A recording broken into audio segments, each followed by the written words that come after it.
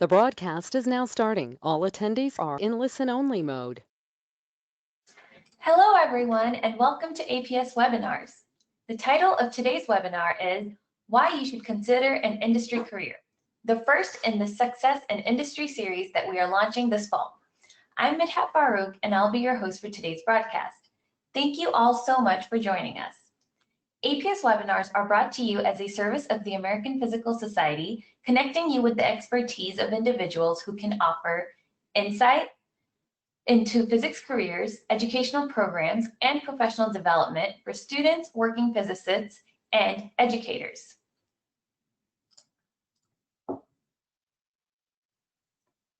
APS membership gives you easy access to valuable career information and resources, like this webinar, allows you to get your research out to the community and network with potential employers or colleagues at our meetings, and have a greater positive impact about issues that are important to you through grassroots advocacy. Membership can also help connect you to a community of like-minded folks through participation in our forums, divisions, and topical groups. If you are not yet an APS member but value the things that APS provides, we would encourage you to consider joining today. Next slide. Thank you. Today's presentation features Crystal Bailey, who I'll introduce in more detail in a second. But first, some housekeeping. The first portion of our broadcast will be Crystal's presentation. Then we will have a period of Q&A at the end. If you would like to ask a question, please type it into the questions panel located on the right side of your screen. You may submit questions or responses through this questions panel at any time during the webinar. You can open and close this GoToWebinar panel with the little orange arrow at the top left, and you can also use this panel to choose computer audio or phone. A link to the recording of today's presentation will be emailed to you after today's event and will be made available on the webinar homepage. Please allow 48 hours for video upload. We also encourage you to complete the survey upon exiting so that APS webinars can improve its ability to provide you with these valuable resources. Next slide. Also, before we dive in, I wanted to mention a couple of broadcasts coming up that are part of our Success in Industry Careers series. We have an upcoming webinar on September 29th titled Letting the Perfect Be the Enemy of the Good, a crash course in return on investment, which will be led by our Director of Industrial Engagement, Dan Pisano. We are also planning a panel discussion on October 13th, which will bring together folks from a wide variety of fields and roles in the private sector. If you want to make sure you don't miss any of these broadcasts, sign up for our main webinars mailing list using the link shown. And so with that, let's get started. I'm now going to introduce our speaker, Crystal Bailey, the head of career programs at APS. Crystal got her PhD from Indiana University in 2009. She heads up all career and professional development activity at APS, including the APS Job Board and Job Fairs, career events at APS annual and division meetings, and our webinar portfolio and online career resources. Crystal has given over 100 career workshops, presentations, and colloquia since starting at APS. The top picture is her professional look, and the bottom is the COVID look, if you are interested, as we are all working from home. All right, with that, I'll turn things over to you, Crystal. Okay, thank you so much, Midhat, for that introduction. And folks, I apologize. I really wanted to be able to share a webcam with you today. I know that being able to actually see speakers when they're talking to you is a little bit more fun and engaging than just hearing my voice, but we were having some technical problems, of course, leading up to the broadcast. So I'm afraid it's just going to be my voice today, but I'll try to be as exciting with that as I possibly can. Okay, so thank you very much for coming. Why you should consider an industry career. I'm very pleased to be able to kick off this Success in Industry Career series that we are doing coming through the spring. And today I just wanted to kind of give you an overview of some of the employment statistics and information, just a kind of a broad strokes idea of why an industry career is a really great thing for you to be thinking about right now. Maybe some of you have already been interested in industry careers. Maybe you're just sort of curious. So hopefully you'll find out some information today that is useful. Okay, so first, where do physicists work? So a lot of times when maybe in your experience as students or early career folks or as educators in physics, you've heard the phrase non-traditional physicist. You refer to somebody who went out into industry or left academia as a non-traditional physicist. And, I've always found that kind of a strange term, especially when you learn a little bit more about it. What does that mean to be a traditional physicist? Are we traditional? Does that mean a physics professor? Is it anyone with a PhD who's doing research? Or is it meant to mean the most common career path for physics graduates? Well, and I'm going to be quoting a lot of statistics from the AIP Statistical Research Center, but AIP Statistical Research Center estimates 1 in 5 physics bachelors will choose to finish a physics PhD. And I think it's really important for the sake of this argument that we define anyone with a physics degree as a physicist. So a physics bachelor's degree recipient is a physicist. That definition is used in chemistry, engineering, and other STEM fields. If you get a bachelor's degree in that field, you are a member of that field. And so 1 in 5 physics bachelors will choose to actually finish a PhD. Others will go and get a terminal master's in physics. Others will go to grad school in other fields. So right away, if we're starting to talk about a traditional physicist as a PhD researcher or a physics professor, you're really only talking about 20% of all physics degree holders or physicists. So that's who you're defining as traditional physicists, is 20% of all physicists. And to me, that just doesn't make much sense at all. So I'm just going to setting the stage here. We're gonna talk about where people go and how many go into academia and elsewhere. But first, let's talk a little bit about the PhD job force supply. So this is the most recent graph that I found from the AIP of physics, PhDs conferred in the United States. An interesting thing to notice is there's about an equal number of US citizens and non-citizens that are graduating, but these are folks who graduated in the US and then remained in the US workforce. So in 2018, this number was close to 2,000. And in 2015, 2016, that number was about 1,850 physics PhD graduates remaining in the US workforce after graduation. So that kind of gives a sense of the supply of workers. And in this report that AIP did, they also talked about the type of employment, initial employment of these physics PhDs who graduated and went into the US workforce.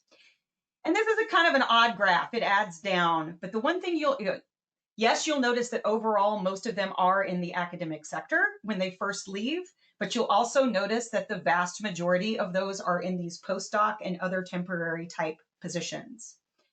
When you look at the ones that are in potentially permanent jobs, and this is a really important definition that I'm going to come back to later. When we talk about temporary versus potentially permanent career paths, potentially permanent means there is not a built-in expiration date. It is not a job that's like a fellowship or an assistant professor position or a postdoc. 2 or 3 years, you're done. That's it. So when you actually look at the jobs where there's no built-in expiration date and all the great things that go with that, the vast majority of those are actually in the private sector for these PhDs. And when you actually look at where folks who are graduating, remember close to 2,000 per year entering the US workforce, most of them are in the academic sector after graduation. Of those who go there, 86% are in the postdoc or temporary faculty positions. So that's what happens if you go back and kind of do a deeper dive in those numbers. And the remainder of the postdoc positions are in national labs. And it's really interesting how the desired future employment of new physics PhDs varies depending on where their initial employment is. So if you look at those who are initially employed in potentially permanent jobs, in 10 years, they expected to be in the private sector mostly. But if you look at those in academia and government, the other temporary and postdoc positions, they wanted to be in academic or government jobs. And there's another breakdown of that on the right-hand side. Desired future employment of the new physics PhDs, 40% private sector, most of them in academia, the plurality in academia, and about 15% wanting to go into government. Overall, across all of these categories, it was 42% of physics PhDs surveyed that said they expected to have permanent careers in academia in 10 years. So 2,000, that's about half, that's about 1,000 people. Just looking at scale. But when you actually look at the number of permanent hires in academia, it's actually decreased since 2002. And I think the really important thing you need to look at in these graphs is the scale on the left-hand side of the graphs. The number of faculty hired by physics departments in tenured and tenure-track positions, so those permanent careers, you can see that, I'm looking at the graph on the right, 2002, it was around 350 total, dropped off around 2010, and has been kind of inching up again. But if you actually, let's go back to 2010, right? We know that a lot of times if a person graduates with a PhD, they got to do a couple postdocs. Realistically, it'll be some period of time before they're actually ready to enter, try to go for a permanent job in academia. So if we roll the clock back to 2010, and we have, about 1,600 PhDs going into the workforce, and we go back to the faculty number, about how many were hired that year, that ratio is 16%. If we fast forward 6 years and we take the number of PhDs who graduated in 2010 and the number that were hired in, say, 2016, that ratio is 18%. Again, it's really a question of scale, right? You see that faculty hires thing going up at the right, but it's only going up 50 as opposed to, 1,500. And this was the case even before COVID. So, I always like to pause at this moment and say that I am not trying to discourage anyone out there from pursuing a career in academia.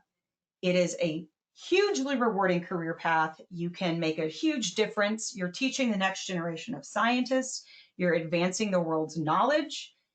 It's very rewarding. It's many wonderful things with an academic career.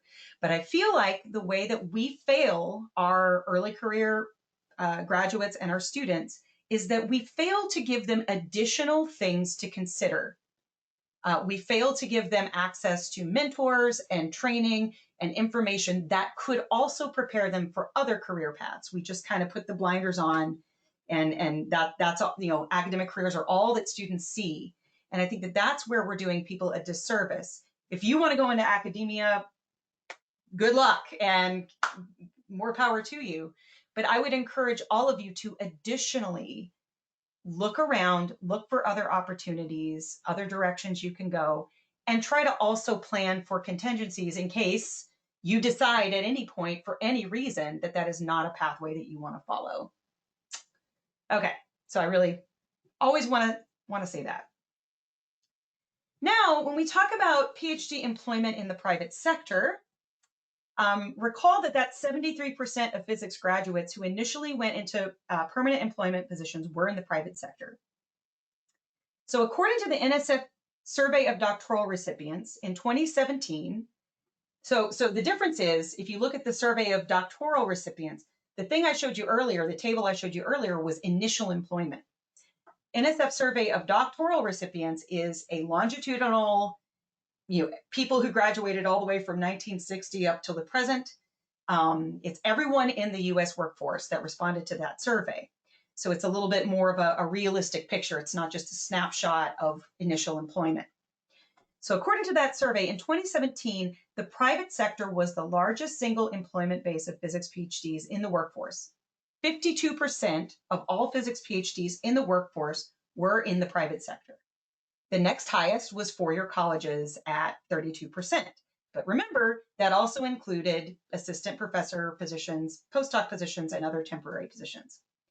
In 2010, that exact same figure was 51%. If you go back to 2006 and look at that data, It's 52% who are employed in the private sector. It was even true in 1993 when the private sector, again, employed 49% of physics PhDs. The next highest was the 36% in the colleges. So, when I always challenge this idea that we talk about so-and-so in industry as being a non-traditional physicist, it just makes no sense at all because most physicists have gone into industry. And it's not a recent thing. It was true in 1993. And in fact, the survey of doctoral recipients goes back to, I think it's 1997. Anyway, it goes back a long way, where you can see that for decades, this has actually been the case. Not only that, I think it's really important to pause and think about salary. I think, as physicists, we value knowledge, we value furthering human knowledge, we value making a difference in the world, creating new technologies, all of those things. But there's also nothing wrong with wanting to have a job that takes you makes you not be impoverished. And I think if there are some graduate students on this call, we all know what it was like to be a grad student, and you don't have to get paid, effectively less than what a bachelor in physics gets paid if they go into the private sector for the rest of your life. So, as a matter of fact, when you look at these private sector jobs, the median starting salary when they looked back at 2015 and 2016 was over 100K. And as some of my friends who are in the private sector have said, that doesn't include things like bonuses and stock options and all the benefits that often come with these kinds of careers. By contrast, if you actually look at universities and four-year colleges starting, that was around 60K per year. And a university postdoc position would typically offer between 40 and 50K. Like I said, physics bachelors who go to work and go into the private sector right after getting their BS make $60,000, $70,000 a year. So it's just another little data point for you to file away. That's not to say that postdoc positions aren't valuable. They are, but you should know the reality of kind of what's happening with these salaries. The private sector offers well-paying employment to physics PhDs. But won't I lose my soul if I go into industry? When I was a graduate student, I definitely got a very strong whiff of this concern from my mentors and the people that were teaching my courses. Maybe some of you have as well, or maybe fortunately, things might have evolved a little bit since when I was in grad school in the mid-aughts. But the answer is no, you will not lose your soul if you go into industry. So the AIP also did a really interesting study, a 10-year longitudinal study of people who got their PhDs in physics and went into industry in lots of different fields. And they found out some really important information. So let me explain this graph a little bit. So the first bar, the red bar is, performs research. And the second bar is a percentage of those who responded yes to the first bar. It wouldn't make much sense if somebody said they had equal say in research performed if they reported they didn't do research. So just to help you understand that. And this is broken down. These are the different categories: finance, government, all that are the categories that were included for those industry jobs that were covered in the report.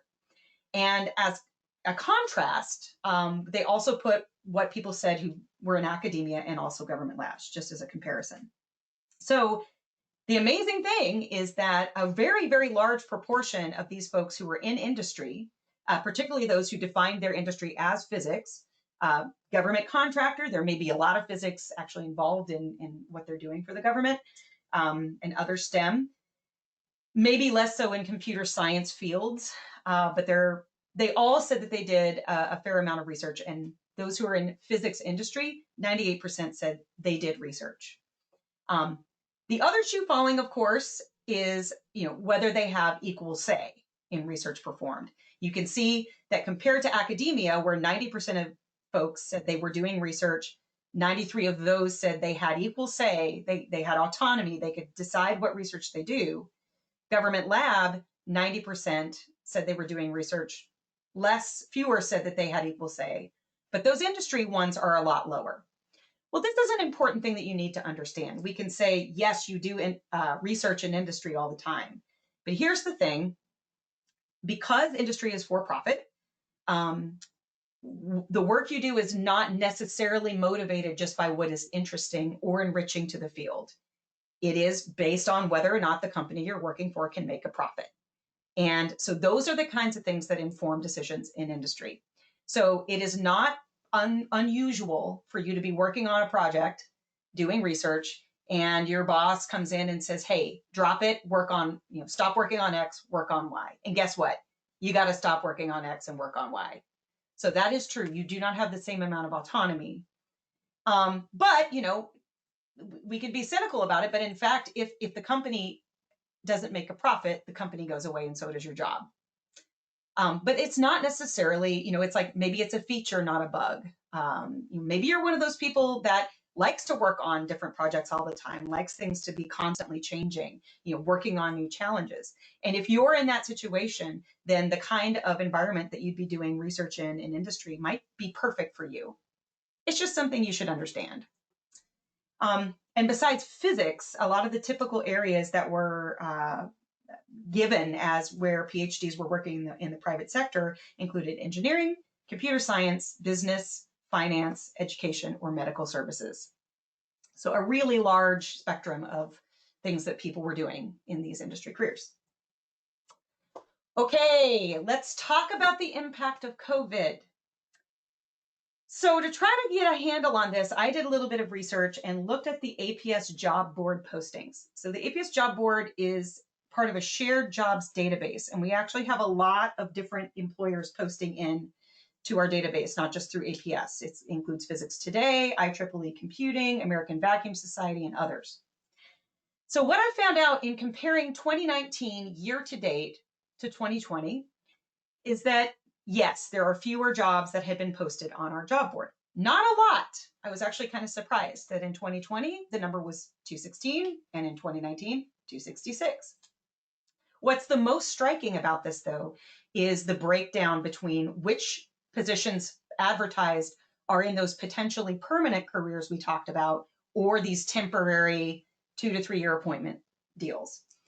In 2019, you can clearly see that the balance was more toward the permanent careers. And in 2020, we've seen a shift.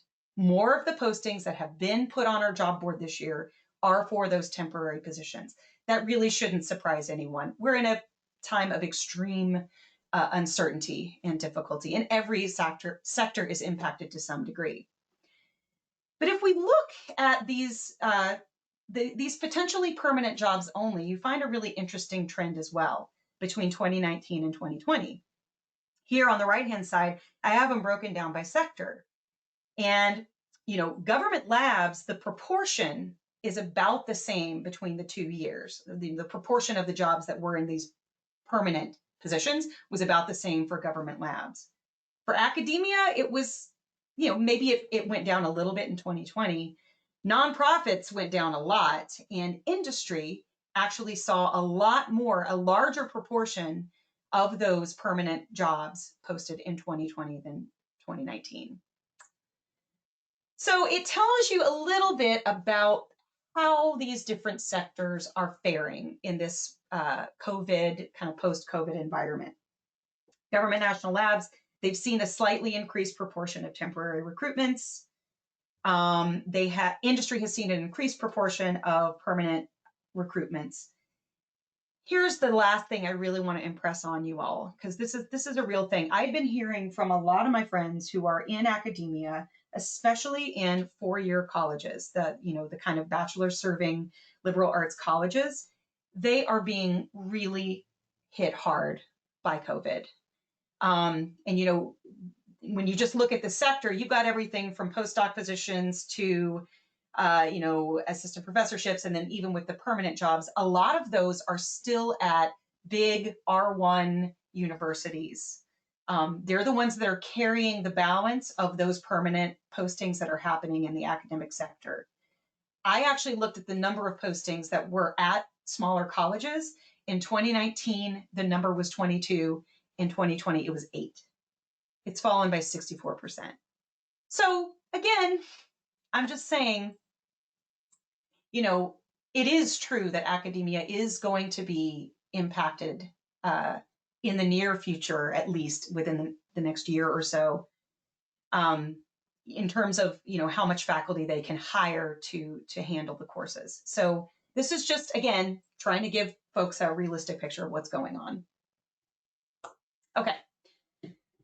What about the non-PhD physicists? So according to the Statistical Research Center, 80% of these physics bachelors, you know, they get their bachelor's degree, they're not going to go and get a physics PhD. A third to a half will go straight into the workforce, mostly in STEM fields. Another third will go into grad study in physics and astronomy. The remainder will go into graduate study in other fields, including finance, law, medical physics. So let's just talk for a minute about the type of employment that's possible for those degree paths. So when you actually look at master's degrees, and I apologize, the most recent report I've been able to find goes up through 2014, but the trends are pretty similar to what I'd seen in years prior. About 44% of physics master's recipients entered or remained in the workforce, and I'll describe what I mean by remained in a second. But once again, when you actually look at the distribution of the exiting physics masters, where they went into their initial employment, 53%, the largest was in the private sector.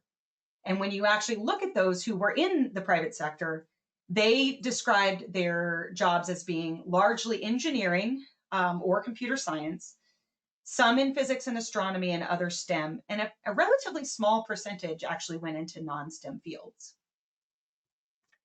And when you actually look at the salaries, not surprisingly, the master's degree holders working in the private sector earned more than their colleagues at colleges and universities. Just in case you're wondering what kind of careers those are, you know, those who got their terminal masters and are working in colleges and universities, a lot of them they're not professors, they're not teaching, they're not a permanent faculty. Many of them actually were working in labs, like physics labs. They would keep the labs running, keep the stockroom going, work on the experiments, things like that. You also have a fair number of people with master's degrees going on to teach at two-year colleges or community colleges, which can be a very rewarding career path. You get to teach. You don't have the same service load, publishing pressure that you would if you were a full faculty somewhere. And I should also say that a significant number of folks, it's not unheard of for people to actually get their bachelor's degree and then go to work at a company and earn their master while they're working at the company. And those who were in that situation actually earned even more than their colleagues who came out with a master's and got hired in the private sector, largely because they had been there for a few years and were already getting salary increases and things like that. But the private sector provides advanced positions in a variety of technical fields with higher salaries for master's degree recipients. Let's also talk about physics bachelors. So between 95 and 2018, 42% of the physics bachelors went straight into the workforce after graduation. And as I already told you earlier, 67% of them went straight to work in the private sector, often out-earning PhDs who graduated and went into university postdoc positions. And very similar to the master's degree, if you actually look at those who were in the private sector, what type of job they were doing, many of them said engineering, computer science, other STEM, some physics and astronomy. You will notice that a larger percentage of the physics bachelors in the private sector characterize what they're doing as non-STEM. And that's largely because, you know, a physics bachelor's degree is a very broad training. You know, by the time they graduate with a physics bachelor's, they have great problem-solving skills. They know you have good foundational knowledge of physics, but, you know, they haven't gone into a specific subfield and concentrated on doing research in a particular area. So where they tend to work in a broader variety of careers after they graduate. The bottom line is, at all degree paths, the largest initial employment sector for physics graduates is the private sector. I'm also going to take a moment to pause about non-US citizens because there are a lot of folks in APS's membership community who are in this position. And gosh, there's been a lot happening lately that has really adversely impacted this group of folks.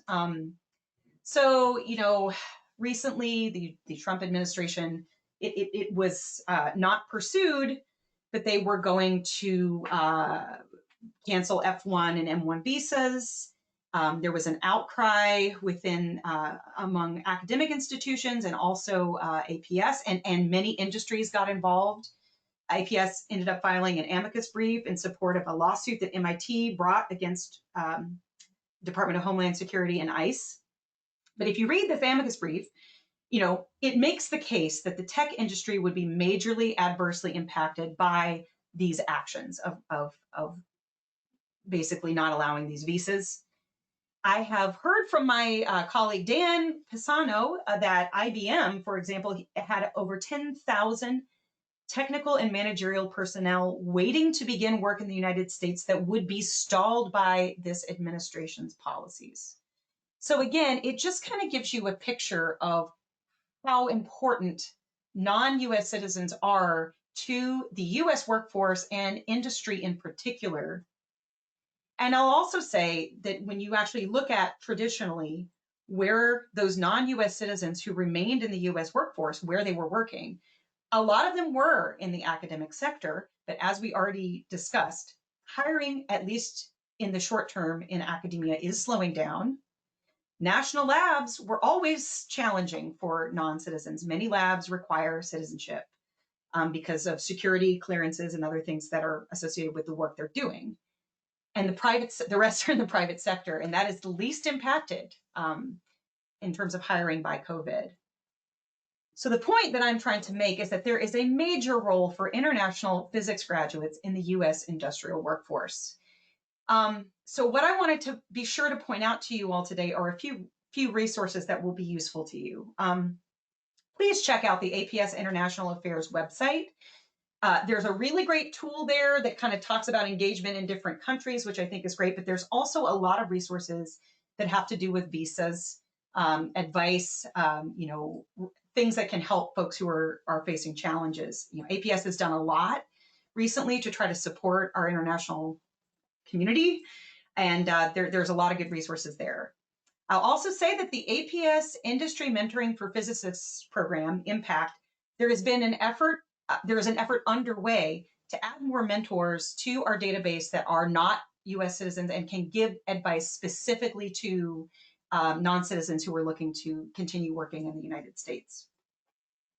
And I will also say that we're looking at launching a series on career development specifically for folks in this category. So we've got this success in industry careers, but we realize that there are a whole host of things that are unique to people who are non-citizens. And so if you are interested in being notified when we're ready to launch that series, make sure that you go in when you sign up for webinars and check that little box at the bottom of the page, career development for international physicists.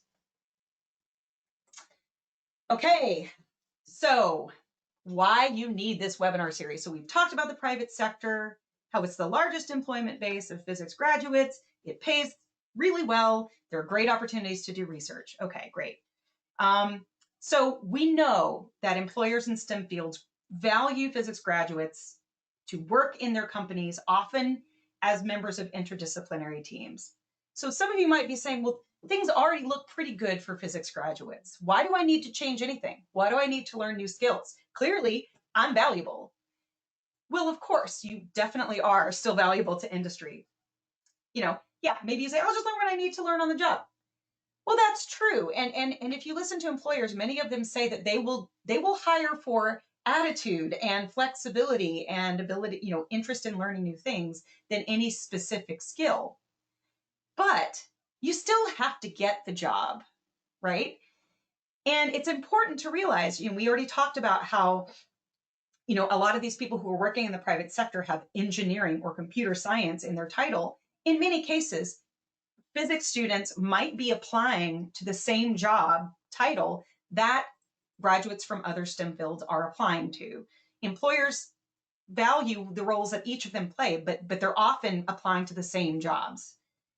So why not give yourself every opportunity to show that employer that you might have received some workforce training that other STEM graduates have already had, say in engineering. And of course, who would say, well, you know what? I'm going to take a pass on the skills that are actually going to make me more effective, advance more quickly, and find greater satisfaction in my job. I mean, don't we all want to go into our new careers as well prepared as we possibly can be? You know, in physics bachelors, they already find work in the private sector. The employment rate for physics PhDs is 4%. What's the problem? Well, that's true. A significant proportion of physics graduates do go into private sector careers, but there is still a larger percentage of engineering graduates, for example, who go into these careers. And this is particularly true at the bachelor's level. So as a discipline in physics, why wouldn't we want to also prepare our students as well as we possibly can by giving them training and experience that they can put on their resume, they can talk with their employer about, it gives them an edge and helps more of them find these careers. And lastly, you know, employers have really sent a clear message. So there are a lot of different ways that we can get information from employers about what they're looking for in physics graduates for real. Yeah, they love to hire them, but what do they wish that physics graduates had walking in the door? And two sources, APS did a series of workshops on national issues in industrial physics. They got a lot of industry folks together to have conversations about this. There are also some universities like Kettering University that has an applied physics and engineering physics program at the undergrad level. And they actually require those undergraduates to go out and work with industry employers. They don't allow them, they require them to. And the Kettering survey, when they surveyed these employers, 80% agreed that physics majors could easily grasp new knowledge and concepts, could identify, formulate, and solve problems, were able to successfully analyze and interpret data, use computer applications, current techniques and tools, could engage in continued learning and problem solving. So again, one real advantage that physics graduates have is that we are taught in our culture not to be afraid of what we don't know. We're very accustomed to walking right up to the edge of what is known and teaching ourselves whatever we need to know in order to take that next step. That's actually really special. That is a special hallmark of physicists, and it's there all the way from bachelor's to PhD. But these employers also agreed physics majors lacked an ability to design a system, component, or process to meet a specific need. I mean, basically what I mean by that is industrial design. Like, we can make something that works, we can throw it together. By the way, have you ever seen the world's first transistor? I mean, it's amazing. It looks like a piece of abstract sculpture. You know, we can make something that works, but it's not going to fit in this space and operate within these tolerances and cost less than this amount. And, you know, maybe that's fine. Maybe that's why we work with engineers, but it is something we aren't experienced with. We lack an ability to effectively function on multidisciplinary teams. And when I'm giving a colloquium and that little sentence comes up, everybody has a little knowing chuckle. Physics students they're not always as respectful as they should be of what other disciplines are actually bringing to the table and what they could stand to learn from other disciplines. The ability to recognize the value of diverse relationships. It's not just the person who works with you on the technical thing. What about the customers you have to interact with? What about your supervisor who may not even be a scientist? They lack leadership skills. They lack a familiarity with basic business concepts like cost benefit analysis, funding sources, IP, project management, communication skills. I'm not just talking about, you know, being a confident speaker or using correct grammar. What I specifically mean is, how do you shape what you're saying so that it's meaningful to the person you're saying it to? How do you tailor the message to different audiences? And of course, they lack real world experience in companies and awareness of career paths outside of academia. Which is why we are launching this series, part of why. But you know, what we've planned is informed directly by folks that we know in industry who've told us, look, this is what we need to be doing to provide workforce development for students coming into the private sector. So it's a 14-part series between now and May of 2021. It's a deep dive. When we say, oh, you need to learn project management skills or communication skills, what does that mean? What does it really mean? So that's what we're going to try to show you with this upcoming series. Effective communication, managing up, down, sideways, how to talk to people above you, people who are your peers, everywhere. Project management for physics private sector careers, understanding intellectual property, applying physics skills to practical problems. How does your, what are some real ways that your physics background can really solve problems that are faced by industry? How to take good measurements. What is the relationship between government and industry? It's very complicated and fascinating and important for you to know about. So again, I really hope if you haven't already signed up for this series, go to this URL and make sure you check that box at the bottom of the page that says Success in Industry Careers. And you will never miss an announcement about all these great things that we're planning to offer you over the next several months. I'm going to very quickly go over some additional resources and then wrap up and open the floor for questions. I hope there are some good questions. I mentioned it earlier, but I want to say again, the APS Impact Program, it is a database of industry mentors who stand ready and willing and are excited to help you learn more about careers in industry. You do have to be an APS member in order to access this resource, but the student rate is pretty darn affordable. And I'm hoping that, you would, if you're not a member, that you would consider joining to have access to this and many, many other resources.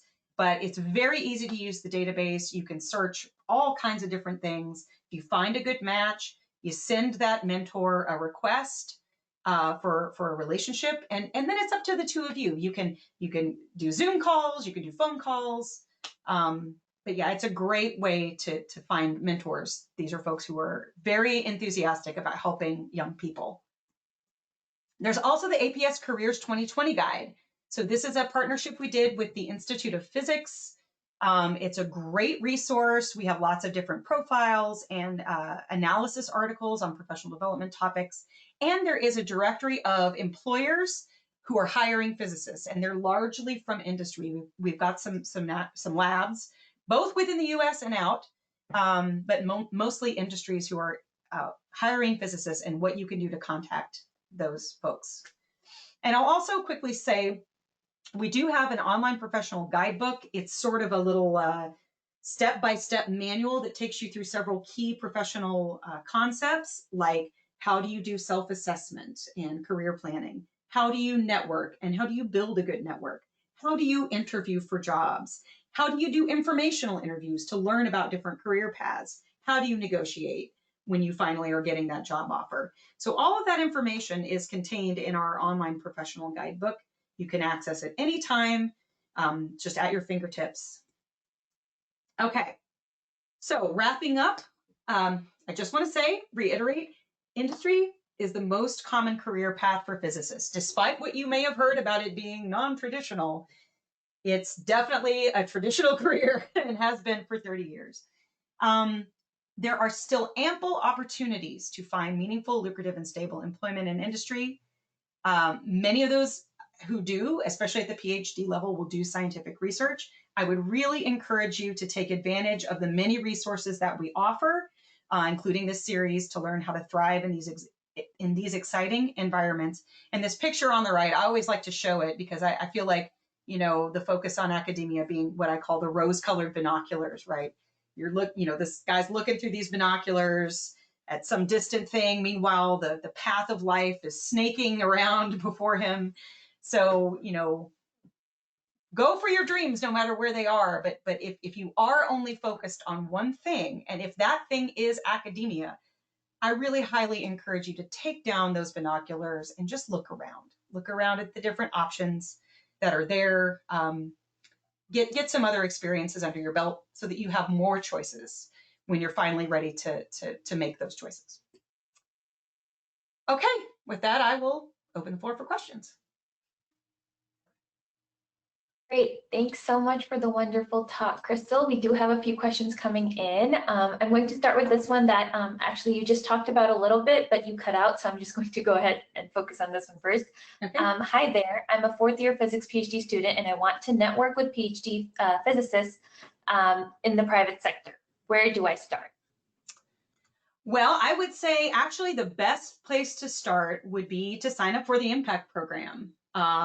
You can, I mean, it doesn't have to be a really official relationship. I mean, these folks are there to help you explore what the different possibilities are within industry, and how they're there to give you advice. Like if you were interested in a specific career path that person took, and you can look through all of that stuff in our database, on the Impact database, what training, what background, what kind of ways should you be building your skills in order to prepare for those kinds of career paths. So I would say, definitely check out the Impact program. That it's there for you if you're a member.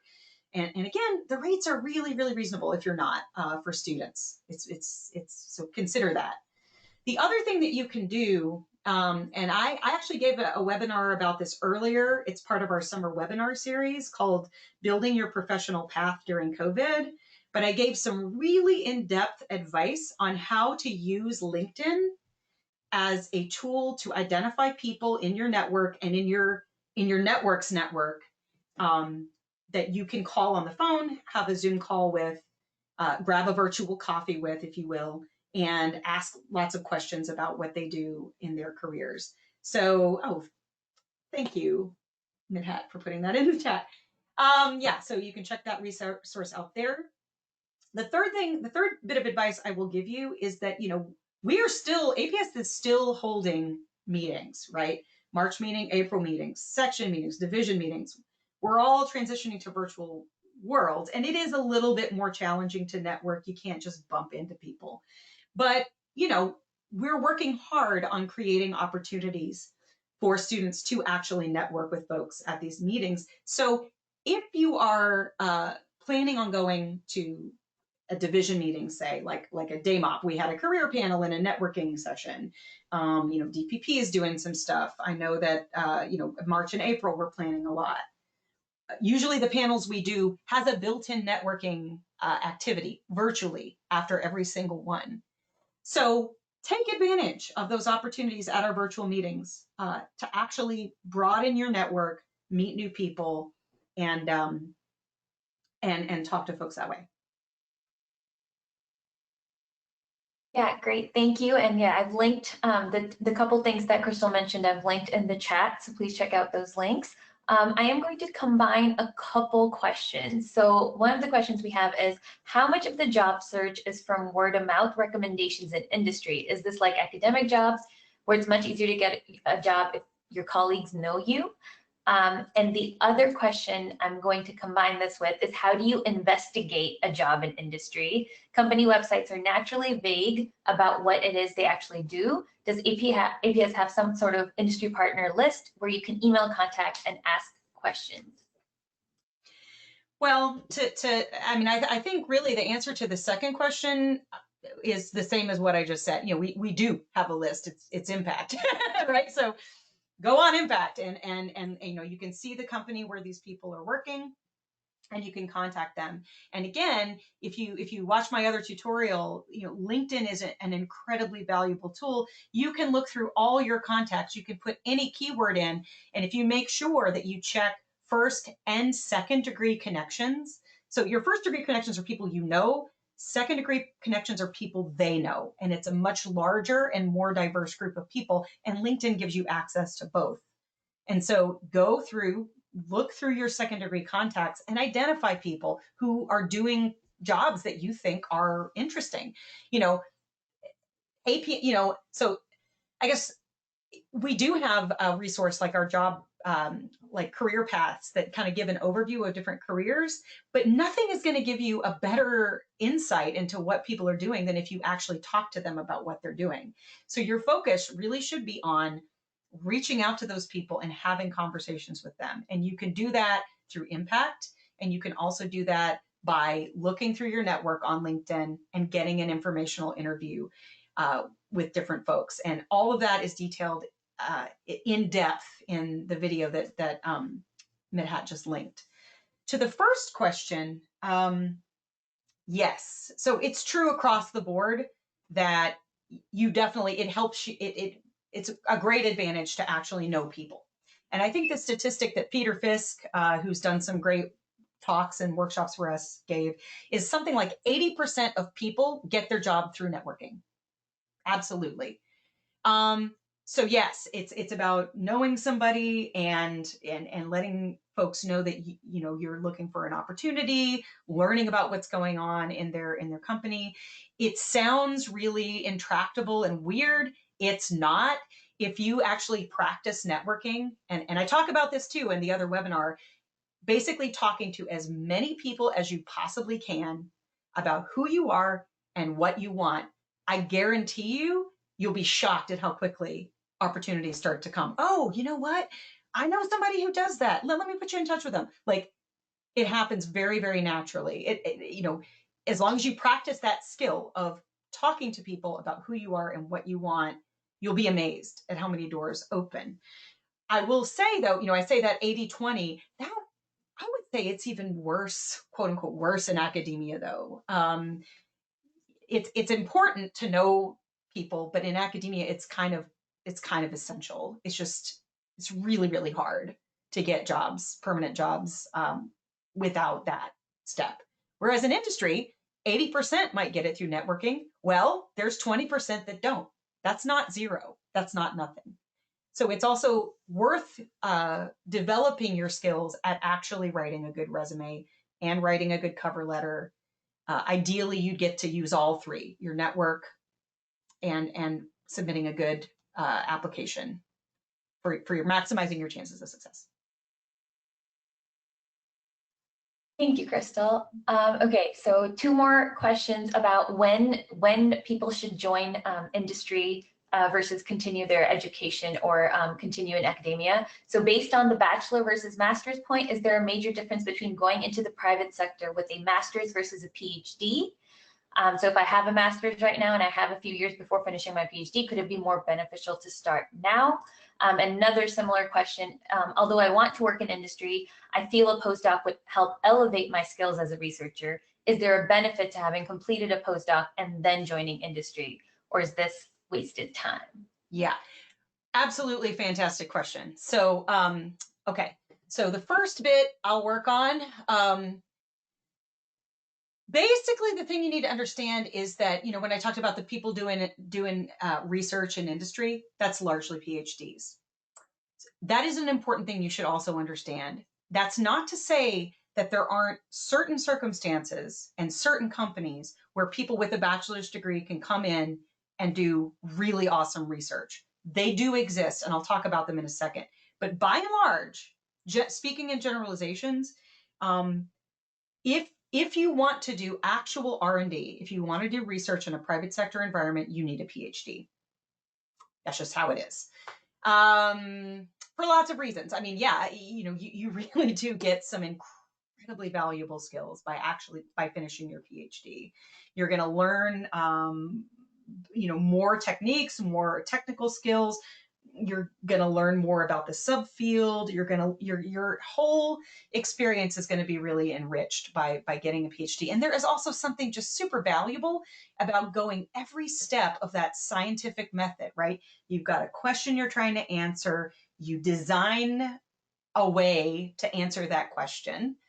You have to design it well, and then you carry out that you know, you execute that experiment, and then you look at the data and you draw conclusions, and then the conclusions you draw are put up in front of your peers in the scientific community to be challenged. I think that every single step of that is so important and so enriching. So it is worth getting, you know, if you are so inclined. And usually you're going to need it to do research in a private sector environment. Bachelor's and even to some extent master's degree level jobs in the private sector, you are more likely to be doing something technical. You might be using some of your scientific and technical training, but you're probably not going to be heading up your own kind of research project or direction. So I hope that helps answer that question. To the second question, first of all, it is not required to have a postdoc to get one of these careers in the private sector with a PhD. It is not required. I've never come across that. However, sometimes the experience that you get in a postdoc will absolutely help you, in your industry career.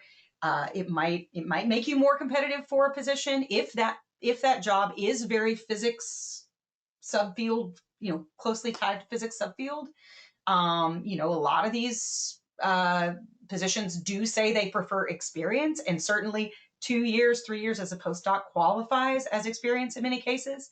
So there's absolutely nothing wrong with it. And yes, it could be really important professional development for you if you're willing to get paid $50,000 for another 2 or 3 years instead of getting the 100 you'd get in the private sector. I will also caution you, though, that I have heard that you do not want to be in a position where you are doing like 3 postdocs and then applying for a industry job, because that will send a message to the private sector employer. Well, first of all, they'll worry that you're too inundated with academic culture to be able to make a transition to industry. They also will feel like you're viewing industry as a consolation prize, and nobody wants to think that that's the reason why you're applying to the job. So do one, don't do more than one. Yeah, I hope one last thing I'll add when I talked about these bachelor's degrees who can do research. So if you have a bachelor's degree or a master's and you really want to do research, I would say target small startup companies that don't have a lot of staff, that have a product that is very closely tied to technology and the physics, like a physics subfield. So for example, there are a whole host of small photonics companies in the Denver area. I've seen some of them hire physics bachelors who get to work straight away, building new products, doing cool research.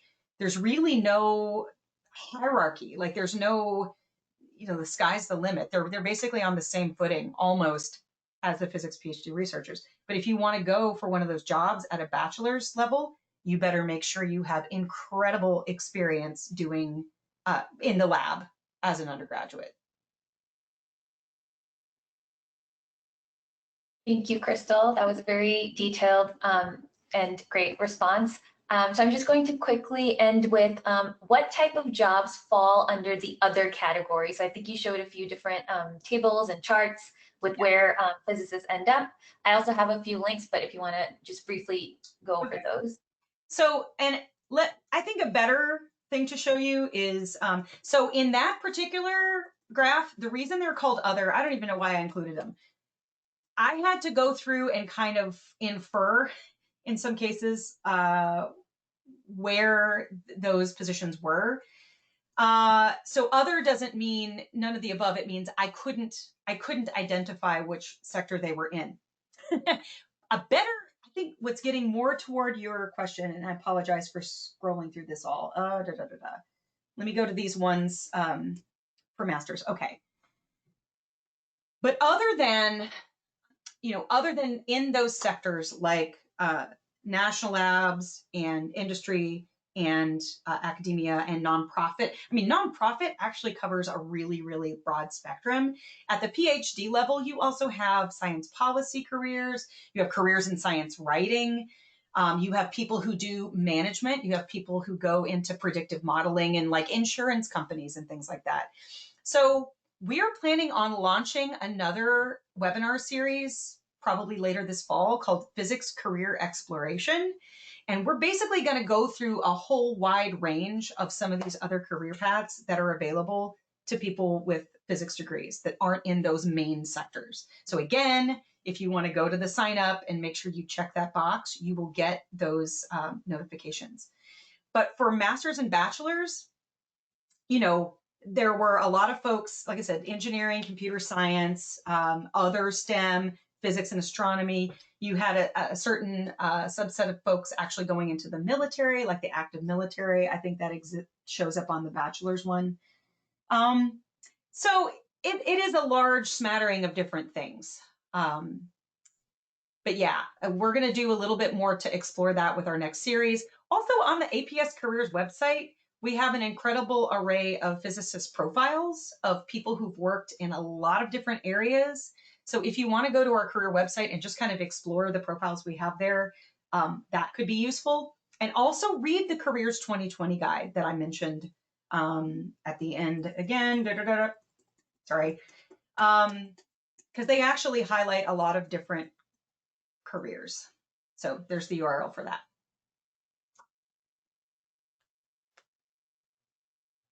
Awesome. Thank you so much, Crystal, for answering all the questions.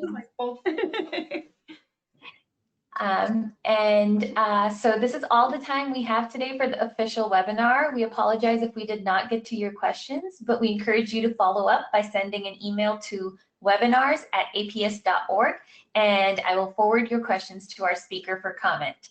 I also wanted to remind you that a recording of the video presentation will be sent via email and will also be available on the webinar homepage. Please allow 48 hours for upload. Also, please take a moment to give us some feedback as you leave today by filling out our short survey. Thanks again, everyone, and have a great day. American Physical Society, copyright 2020, all rights reserved.